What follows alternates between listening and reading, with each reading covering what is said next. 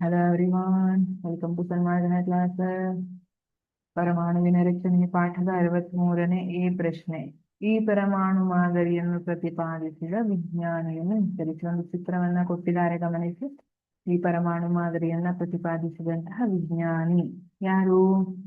ಈ ಪರಮಾಣು ಮಾದರಿಯನ್ನು ಪ್ರತಿಪಾದಿಸಿದ ವಿಜ್ಞಾನಿ ನೀಲ್ಸ್ ಬೋರ್. ಹೇಗೆ ಗೊತ್ತಾಯಿತು? ಹೇಗಂದ್ರೆ ಇದರಲ್ಲಿ ಕವಚಗಳನ್ನ ಕೊಟ್ಟಿದ್ದಾರೆ, ಹಾಗಾಗಿ ಗೊತ್ತಾಯಿತು.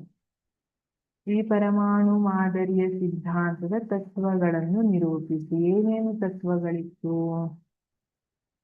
ಬೋರ್ರವರ ಪರಮಾಣು ಸಿದ್ಧಾಂತದ ತತ್ವಗಳು: ಪರಮಾಣುವಿನಲ್ಲಿ ವಿವಿಧ ಕಕ್ಷೆಗಳೆಂಬ ವಿಶೇಷ ಕಕ್ಷೆಗಳಲ್ಲಷ್ಟೇ ಇಲೆಕ್ಟ್ರಾನ್ಗಳಿರಲು ಅವಕಾಶವಿದೆ. ಹೇಗೆ ನೀವು ಫಸ್ಟ್ ಸ್ಟ್ಯಾಂಡರ್ಡ್ ಮುಗಿದ ಮೇಲೆ ಸೆಕೆಂಡ್ ಸ್ಟ್ಯಾಂಡರ್ಡ್ ಬರ್ಬೇಕು, ಅಥವಾ 8th ಸ್ಟ್ಯಾಂಡರ್ಡ್ ಮುಗಿಸಿ 9th ಸ್ಟ್ಯಾಂಡರ್ಡಿಗೆ ಬರ್ತೀವಿ, 9th ಮುಗಿಸಿ 10th ಸ್ಟ್ಯಾಂಡರ್ಡಿಗೆ ಹೋಗ್ತೀವಿ, 9.5 ಸ್ಟ್ಯಾಂಡರ್ಡಿಗೆ ಹೋಗ್ತೀನಿ ಮ್ಯಾಮ್ ಅಂದ್ರೆ ಅರ್ಥ ಇದೆಯಾ?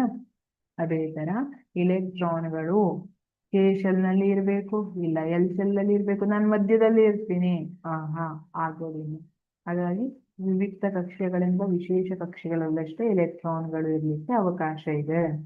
ವಿವಿಧ ಕಕ್ಷೆಗಳಲ್ಲಿ ಇಲೆಕ್ಟ್ರಾನ್ಗಳು ಸುತ್ತುತ್ತಿರುವಾಗ ಶಕ್ತಿಯನ್ನು ಹೊರಸೂಸುವುದಿಲ್ಲ. ಇದನ್ನ ಪರ್ಟಿಕ್ಯುಲರ್ ಆಗಿ ಹೇಳ್ತಾರೆ. ಇಲೆಕ್ಟ್ರಾನ್ಗಳು ತಮ್ಮ ಕಕ್ಷೆಯಲ್ಲಿ ಸುತ್ತಾ ಇರುವಾಗ ಅವು ಶಕ್ತಿಯನ್ನ ಹೊರಸೂಸುವುದಿಲ್ಲ.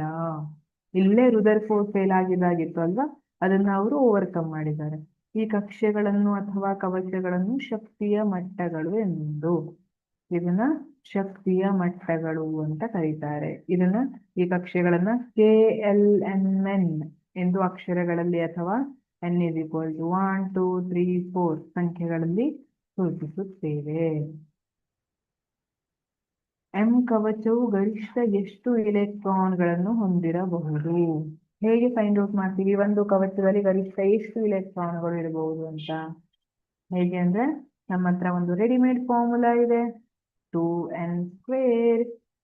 ಈ ಫಾರ್ಮುಲಾವನ್ನು ಉಪಯೋಗಿಸಿಕೊಂಡು ಎಂ ಕವಚಕ್ಕೆ ನೋಡಿ ವ್ಯಾಲ್ಯೂ ಎಷ್ಟಿದೆ? n = 3 ಇದೆ.